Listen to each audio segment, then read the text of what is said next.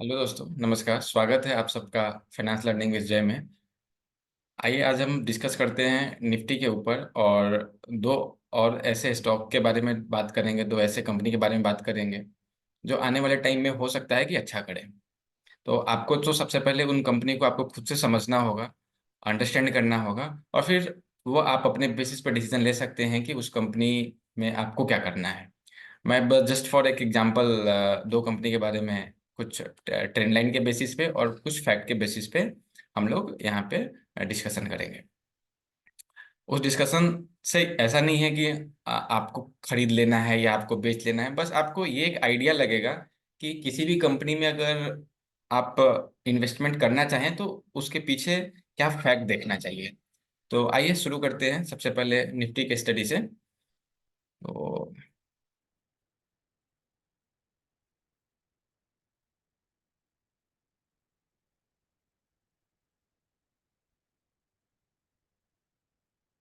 ठीक है, तो ये निफ्टी का वीकली चार्ट है। अब निफ्टी के वीकली चार्ट पे देखेंगे कि सबसे पहले 2020 में जो कोविड आया था, कोविड के बाद से काफी बड़ा एक डीप आया जो कि मार्केट 8000 के आसपास पहुंच चुका था। फिर वहां से मार्केट ने बॉटम बनाया और बॉटम बना के तकरीबन ये फिर से अपने हाई को रिज्यूम किया। जब ये अपने हाई को रिज्यूम किया, फिर वहां से देखिए कैसे ये अप ट्रेंड गया, फिर यहाँ आया, यहाँ से थोड़ा सा करेक्शन दिया, फिर एक ब्रेकआउट दिया तो फिर ये तकरीबन 15,491 से 18,560, तो तकरीबन 3,500-4,000 पॉइंट का एक जोन, एक एक रेंज था। अब इस रेंज के अंदर देखिए हुआ क्या कि मार्केट ने यहाँ 2021 में अक्टूबर में एक हाई बना के फिर से रीटेस्ट किया, और रीटेस्ट करके फिर ये ऊपर के तरफ गया, दोबारा फिर ये पुल बैक किया और यहाँ से फिर ये रीटेस्ट करके इसको ब्रेकआउट दिया। अब यहाँ से जो ब्रेकआउट दिया ना, ये लगातार ये ऊपर के तरफ ही जा रहा है। तो अभी जो सिनेरियो है ना, बिल्कुल चेंज हो चुका है। गवर्नमेंट हर तरीके की पॉलिसी को बहुत ही प्रॉपर मैनर में उसको इम्प्लीमेंट कर रही है, और उसका बेनिफिट भी अपने इकोनॉमी को मिल रहा है। दूसरा ये है कि जो चाइना प्लस वन है, तो चाइना प्लस वन के वजह से आप देखोगे कि जितनी भी कंपनियां हैं वो तकरीबन मोस्ट ऑफ द सेक्टर के अंदर कैपेक्स बहुत ज़्यादा चल रहा है। और कैपेक्स क्यों चल रहा है? क्योंकि अगर कोई ऑर्डर आपके पास आ रहा है तो ऑर्डर को एग्जीक्यूट करने के लिए आपके पास कैपेसिटी होना चाहिए। अगर सपोज कीजिए कि आपके पास कोई कैपेसिटी है 100 यूनिट बनाने की, और कहीं से ऑर्डर आ जाता है आपके पास 200 यूनिट बनाने की, तो आप तो अचानक से बना नहीं पाओगे। तो उस एक्सेस 100 यूनिट जो कि आने वाला है उसके लिए आपको प्लानिंग करनी पड़ेगी, आपको अपना एक्सपेंशन करना पड़ेगा। तो जिसकी वजह से कैपेक्स चल रहा है। तो आप देखोगे कि कैपिटल गुड्स के अंदर काफी एक वन वे रैली अभी भी चल रही है, और ये काफी टाइम से शुरू हो चुकी थी। तो बहुत सारे चेंजेस आ रहे हैं इकोनॉमी के अंदर, जिसका एक रिफ्लेक्शन है कि वो रिफ्लेक्ट हो रहा है आपके मार्केट में अप ट्रेंड के सपोर्ट के लिए। तो अभी देखिए, अभी फिलहाल क्या हो रहा है कि इस लेवल पे मार्केट ने तकरीबन 20,970 माने 20,300 के आसपास में दो बार ये रिटेस्ट किया। एक तो जुलाई 2023 में रिटेस्ट किया, फिर सितंबर में रिटेस्ट किया, और दोबारा से दिसंबर में ये ब्रेकआउट दिया। अब ब्रेकआउट दिया तो देखिए यहाँ से फिर से 22,222 से निफ्टी, सॉरी, 20,222 से निफ्टी ने 22,256, तो तकरीबन 2,000 पॉइंट का अबूव मिल चुका है। अब आप लोअर लेवल से अगर आप एक ट्रेंड लाइन ड्रॉ करेंगे तो ये ट्रेंड लाइन का सपोर्ट यहाँ बन रहा था, देखिए, फिर यहाँ निफ्टी ने यहाँ सपोर्ट लिया, फिर निफ्टी ने यहाँ सपोर्ट लिया, फिर निफ्टी ने यहाँ सपोर्ट लिया। यहाँ सपोर्ट ले सकता था, लेकिन इसने इसके ऊपर से ही फिर से एक पुल बैक बनाया, और निफ्टी फिर अभी वापस से 22,145 को रिज्यूम कर चुका है, 22,200 इवन क्रॉस कर चुका है। तो अब आने वाले टाइम में क्या हो सकता है कि अगर मार्केट को रिटेस्ट करना होगा और किसी को एक बार्गेनिंग प्राइस के ऊपर कोई भी इन्वेस्टमेंट करना है ना, तो इस ट्रेंड लाइन का बहुत बड़ा इंपॉर्टेंस है कि जब भी निफ्टी आपके इस ट्रेंड लाइन पे मिले तो वहां पे कुछ ना कुछ इन्वेस्टमेंट आप स्टार्ट कर सकते हैं, देख सकते हैं। क्योंकि अभी तक के ट्रेंड के हिसाब से ये एक ट्रेंड लाइन को कभी निफ्टी ने ब्रेक नहीं किया, और अगर निफ्टी ने ब्रेक नहीं किया तो हम ऐसा समझ सकते हैं हिस्टोरिकल डाटा के बेसिस पे कि आने वाले टाइम में भी निफ्टी इस लेवल को शायद ब्रेक नहीं करे। और अगर ब्रेक करती है इस ट्रेंड लाइन को, तो फिर आपको फिर ये सारे सपोर्ट पे निफ्टी मिलेगी, इन सारे सपोर्ट पे निफ्टी मिलेगी, जो कि मुश्किल है कि अब दोबारा से निफ्टी 12,000 पे आए, दोबारा से निफ्टी 15,000 पे आए अभी फिलहाल आने वाले साल 1.5 साल के अंदर। क्योंकि चीजें इमर्जिंग इकोनॉमी के अंदर, स्पेशली इंडिया के अंदर, काफी रैपिडली चेंज हो गई हैं। जैसे गवर्नमेंट ने एपीआई के लिए पीएलआई स्कीम लेकर आई, गवर्नमेंट ने अ, जो ये सेमीकंडक्टर है उसके लिए पीएलआई स्कीम लेके आई, ऑटोमोबाइल इंडस्ट्री के लिए पीएलआई स्कीम लेके आई, डिफेंस में इतना बड़ा चेंज आया कि जो भी प्रोक्योरमेंट है वो सारे आपके इन हाउस होंगे। तो धीरे धीरे जो कंजम्पशन है, कि हम अपना जो डिपेंडेंसी है हम वो बाहर के कंट्री पे नहीं रख के, हम उसको कैसे हम इन हाउस बनाएं और कैसे हम इन हाउस डेवलप करें। तो अगर इन सारे फैक्टर को कंसिडर करेंगे ना हम लोग, तो शायद आने वाले टाइम में भी हमारा जो मार्केट होगा बाकी दूसरे मार्केट से हमेशा थोड़ा महंगा मिलेगा। क्योंकि जो आप अगर 10 साल 15 साल पहले वाले मार्केट को अगर आप कंपेयर करेंगे आज के मार्केट से, तो आप चीज़ों को नहीं समझ पाएंगे और चीज़ों को नहीं ले पाएंगे। आपको अब ये देखना है कि आगे आने वाले 10 साल के अंदर इन पॉलिसीज का क्या इम्पैक्ट आने वाला है, उसके वजह से जो बिजनेस है उसके ऊपर क्या चेंज आ सकता है, कंपनी किस तरीके से अपने टॉप लाइन या फिर बॉटम लाइन का ग्रोथ करा सकती है। तो इन सारे फैक्टर को ध्यान में अगर आप रखोगे, तो माने हमें लगेगा कि ठीक है, आने वाले टाइम में हमें जो इंडिया का मार्केट है अभी भी बहुत सस्ता नहीं मिलने वाला है। दूसरा रीजन ये भी हो सकता है सस्ता नहीं मिलने का, क्योंकि देखिए पहले क्या था, हमारा मार्केट एफआईआई ड्रिवन था, अभी भी है, ऐसा नहीं है कि उनका इन्वेस्टमेंट हमारे इंडिया के अंदर नहीं है, काफी इन्वेस्टमेंट है। लेकिन अब एसआईपी के वजह से तकरीबन 20,000 करोड़ का मंथली इन्वेस्टमेंट आपके एसआईपी के थ्रू मार्केट में रोटेट हो रहा है। दूसरा कि ये तो हो गया इन्वेस्टमेंट एसआईपी के थ्रू, और भी जो दूसरे फैक्टर हैं जहां से मार्केट को इन्वेस्टमेंट मिलता है, वो है जैसे कि ईपीएफओ का पैसा आना, इंश्योरेंस कंपनी का पैसा आना। तो क्योंकि ये सारे लोग ना एफडी में डाल के या फिर केवल किसी दूसरे एसेट क्लास में डाल के पैसा नहीं बना सकते, क्योंकि उन्हें आगे भी पैसा डिस्ट्रीब्यूट करना है। तो उसके लिए मार्केट एक बहुत ही अ, अच्छा एक प्लेस होता है जहाँ पे आप लॉन्ग टर्म के लिए पैसा डाल सकते हैं, और वो आप पैसा आपका काफी अच्छे ग्रोथ रेट्स के साथ वो अप्रिशिएट भी हो सकता है। तो ठीक है, अभी हमने इन दो निफ्टी के ऊपर बात की। एक बहुत ही अच्छी कंपनी है कॉन्फिडेंस पेट्रोलियम। अब अगर हम कॉन्फिडेंस पेट्रोलियम की बात करें ना, तो कॉन्फिडेंस पेट्रोलियम के अंदर आपको दिखेगा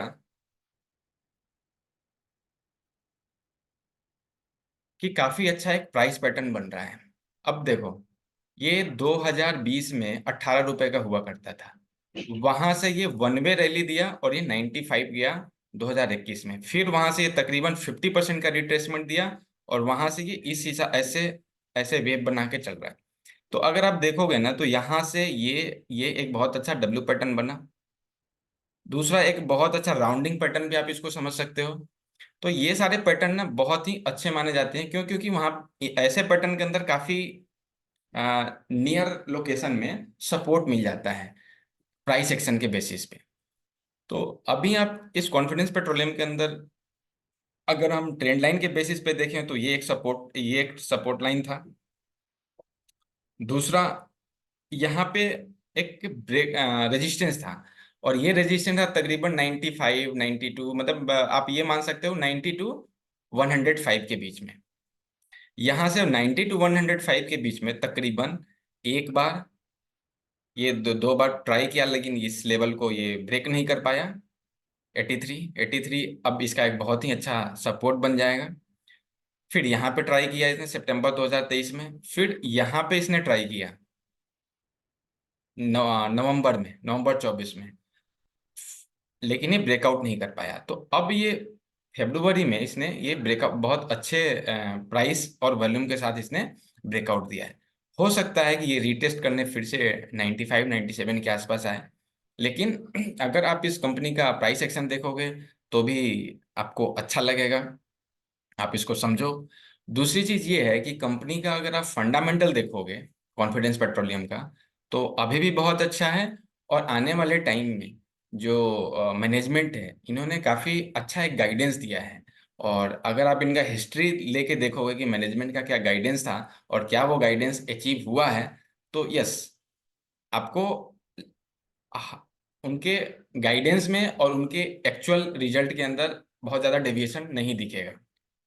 तो अभी क्या चेंज हो रहा है इस कंपनी के अंदर कि कंपनी अभी ये गैस ट्रांसमिशन के अंदर है, जहाँ पे ये सीएनजी, पीएनजी और कुछ बॉटलिंग का काम करती है। अभी इनके साथ ये हाइड्रोजन के लिए भी बेनिफिशियरी है, क्योंकि इन्होंने ऐसा अभी एक्सचेंज फाइलिंग में बताया है कि ये उसके लिए भी सिलेंडर बनाएंगे, जो कि हाइड्रोजन के को ट्रांसपोर्ट करने में एक स्पेशल अलग तरीके का सिलेंडर होता है, तो उस सिलेंडर की भी मैन्युफैक्चरिंग करेंगे। तो ये तो हो गया कि आने वाले टाइम में क्या ट्रिगर्स हैं। अब हम बात करते हैं कंपनी के कुछ फंडामेंटल्स के ऊपर। तो कंपनी का अगर आप फंडामेंटल्स देखेंगे तो तकरीबन अभी 110 करोड़ का, सॉरी, 110 का भी इसका करंट प्राइस चल रहा है। मार्केट कैप तकरीबन 3190 करोड़ का है। अब 3190 करोड़ के मार्केट कैप के ऊपर जो इसका आप टॉप लाइन देखोगे तो तकरीबन 2800 करोड़ का है। तो ये मान के चलो कि आपको 1:1 में, मतलब सेल्स टू मार्केट कैप में आपको ये कंपनी अभी अवेलेबल है।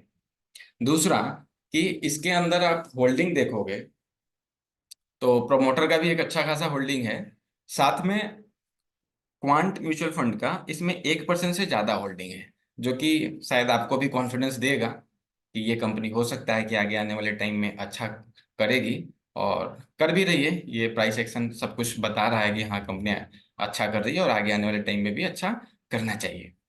अब मैनेजमेंट का अगर आप गाइडेंस देखोगे तो मैनेजमेंट बोल रही है कि 2023 में इनके पास बॉटलिंग प्लांट 60 हैं, ये 2025 में 100 कर देंगे।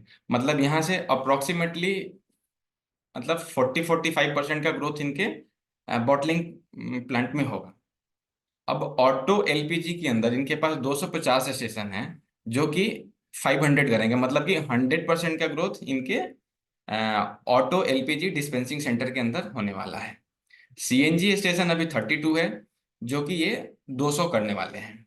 एलपीजी का जो वॉल्यूम है अभी फिलहाल, जो ये गो गैस के नाम से इनका एक चलता है, तो इंडिविजुअल कंजम्पशन तो कम होगा, लेकिन ये इनका कमर्शियल कंजम्पशन ज़्यादा होगा। मतलब कमर्शियल सप्लाई इनका ठीक ठाक है एलपीजी सिलेंडर के में। क्यों? क्योंकि वहाँ पे सब्सिडी नहीं मिलती है। गवर्नमेंट भी कमर्शियल सिलेंडर पे कोई सब्सिडी नहीं देती है, चाहे आप एचपीसीएल से ले लें या आईओसीएल से ले लें या आप गो गैस से ले लें, तो वहाँ पे कॉस्टिंग दोनों ही केस में बराबर आता है।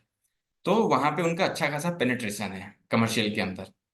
तो वो जो 14,000 मेट्रिक टन का कंजम्पशन है, वो तकरीबन 25,000 मेट्रिक टन इनका हो जाएगा। तो अब टोटल टॉप लाइन के अंदर मैनेजमेंट ने जो प्लान किया है कि नेक्स्ट 3 ईयर के अंदर ये 10,000 करोड़ का टॉप लाइन अचीव करेंगे। तो अगर 10,000 करोड़ का टॉप लाइन अचीव करेंगे तो उसी के अकॉर्डिंग इनका जो ग्रॉस प्रॉफिट है, जो इनका ईपीएस है, जो इनका ऑपरेटिंग कैश फ्लो है, उसके अंदर चेंजेस आना ही होगा। तो अगर 3,000 करोड़ की कंपनी 10,000 करोड़ का सेल अगले 3 साल में करेगी, मतलब तकरीबन 3 टाइम से ज़्यादा, तो प्रॉफिट में भी तकरीबन 3-4 टाइम्स का एक अपमूव डेफिनेटली आना चाहिए। तो और अगर प्रॉफिट के अंदर 3-4 टाइम्स का अपमूव आएगा तो शायद इसके प्राइस के अंदर भी आना चाहिए। तो आप इस कंपनी को समझ सकते हैं। अपने भी है कुछ आप भी आप अपने बेसिस पे इसको अंडरस्टैंड करके अपना प्लान कर सकते हैं कि आपको इस कंपनी में क्या करना चाहिए, या फिर आप, ये कंपनी आगे चल के क्या कर सकती है। दूसरा कंपनी जो आज हम डिस्कस करेंगे, बीएफ यूटिलिटीज। अब देखिए, बीएफ यूटिलिटीज एक बहुत ही बड़े और बहुत ही गुड कॉर्पोरेट गवर्नेंस वाले ग्रुप की कंपनी है, बाबा कल्याणी ग्रुप। शायद आप सब लोग इस ग्रुप के नाम से अवेयर होंगे। जिनका एक बहुत ही फेमस कंपनी है भारत फोर्ज, जो कि डिफेंस के अंदर भी डील करती है। एक्चुअली ये कंपनी में आप देखोगे ना तो काफी टाइम से एक टाइट रेंज के अंदर ये चल रहा था, और वो रेंज था 331 to 900। मतलब 300 से 900 के बीच में कंपनी जाती थी, आती थी, जाती थी, आती थी। अभी आप इसका प्राइस एक्शन अगर आप देखोगे तो इसके अंदर आपको ये लगेगा टेक्निकल्स पैरामीटर के ऊपर कि अब आने वाले टाइम में बहुत ही जल्दी ये कंपनी ब्रेकआउट करके दोबारा रिज्यूम करेगी। तो तकरीबन ये ब्रेकआउट होने ही वाला है, कंप्लीट ब्रेकआउट जिसको नहीं बोलेंगे, लेकिन हाँ ब्रेकआउट तकरीबन आप मान के चलिए कि होने ही वाला है इसके अंदर। तो इस ब्रेकआउट के बेसिस पे, टेक्निकल्स के बेसिस पे, अब अगर जो ये प्राइस 915 जो इसने वीकली क्लोजिंग दिया है लास्ट फ्राइडे को, अगर इस प्राइस को सस्टेन कर लेता है तो इसके अंदर 1400 का लेवल आ सकता है। फिर 1400 के बाद इसका जो नेक्स्ट रेजिस्टेंस है वो 2100 का है, फिर 2700 का है। तो अभी अगर आप देखेंगे इस कंपनी का तो मार्केट कैप 3446 करोड़ है। इस कंपनी के अंदर ट्रिगर क्या है? एक तो कि बाबा कल्याणी ग्रुप की कंपनी है। बाबा कल्याणी ग्रुप एक वेल नोन और काफी गुड गवर्नेंस वाली कॉर्पोरेट हाउस है। तो गवर्नेंस के बेसिस पे आप यहाँ कुछ ऐसा नहीं सोच सकते कि हाँ कुछ गड़बड़ हो सकता है, गड़बड़ नहीं हो सकता। एक्चुअली ये जो कंपनी है ये इलेक्ट्रिसिटी जनरेशन के बिजनेस में है, और ये वाइंड एनर्जी जनरेट करती है, विंड एनर्जी जनरेट करती है। तो और जो विंड है वो एक तरीके का ग्रीन एनर्जी है, और ग्रीन एनर्जी के अंदर जो भी कंपनी ऑपरेट कर रही है आपने देखा होगा कि उनका किस हिसाब से उनको वैल्यूएशन मिल रहा है। अभी फिलहाल ये कंपनी कैप्टिव कंजम्पशन के लिए ही प्रोडक्शन करती है, कि जैसे मतलब अपने ही ग्रुप कंपनी जो दूसरी कंपनियां हैं उनको ही केवल बिजली के आपूर्ति में के लिए ये प्रोडक्शन करती है। तो इसके अंदर प्राइस में एक अच्छा ब्रेकआउट आया है और वॉल्यूम का भी ब्रेकआउट है। दूसरी चीज ये है कि ये कंपनी मल्टीपल, इनके पास सब्सिडरी हैं, जो कि उन सब्सिडरी के पास बहुत बड़ा लैंड बैंक है। तो अभी जो मार्केट कैप 3446 करोड़, अगर आप इनके लैंड बैंक का वैल्यूएशन देखेंगे तो तकरीबन इनके मार्केट कैप के डबल या ट्रिपल के आसपास तो जरूरी है। दूसरा कि इनके पास एक रोड रोड एसेट्स है, ये इंफ्रास्ट्रक्चर के बिजनेस में है, इनका बहुत सारा लैंड बैंक एसईजेड के अंदर आता है। तो आप ये देखोगे कि पिछले कुछ टाइम में जो मतलब जो भी ऐसी कंपनियां हैं जिनका लैंड बैंक एसईजेड के अंदर आता है, जैसे रिलायंस इंडस्ट्रियल इंफ्रास्ट्रक्चर हो गया, या बीएफ यूटिलिटीज को ही देख लीजिए, या फिर जय कॉर्प को देख लीजिए, उनके अंदर एक बहुत ही अच्छा अपमूव आया है। क्यों? क्योंकि हो सकता है कि ऐसा एक कमेटी बनी थी जिसके अंदर बाबा कल्याणी साहब भी थे। उस कमेटी को ये स्टडी करना था कि जिन भी ऐसे कंपनी के पास एसईजेड के अंदर बहुत बड़ा लैंड बैंक है तो उसको कमर्शियल यूज में वो कैसे ला सकते हैं। वो पूरा पार्ट तो कमर्शियल यूज में नहीं आएगा, लेकिन उसका हो सकता है 25%, 30%, 50%। तो आ, मतलब ये सारी चर्चाएं हैं जिसके वजह से प्राइस के अंदर ये एक्शन देखने को मिल रहा है। तो ऐसा नहीं है कि ये कंपनी जो हम लोग डिस्कस कर रहे हैं ये जाके आपको खरीद लेना है। आपको अपना ड्यू डिलिजेंस देखना है कि ये करना चाहिए या नहीं करना चाहिए, आपको अपने फाइनेंशियल एडवाइजर से एडवाइस लेना चाहिए, तभी आपको कोई एक्शन लेना चाहिए। बाकी जस्ट ये जो हमने डिस्कशन किया है ये केवल एक एजुकेशनल पर्पज से है। इसके बेसिस पे आपको कोई एक्शन नहीं लेना है। तो चलिए ठीक है, आज के लिए इन दो कंपनियों प्लस निफ्टी के ऊपर हमारा डिस्कशन शायद आप लोगों को अच्छा लगेगा। अच्छा लगेगा तो जरूर सब्सक्राइब और शेयर कीजिए। Thank you.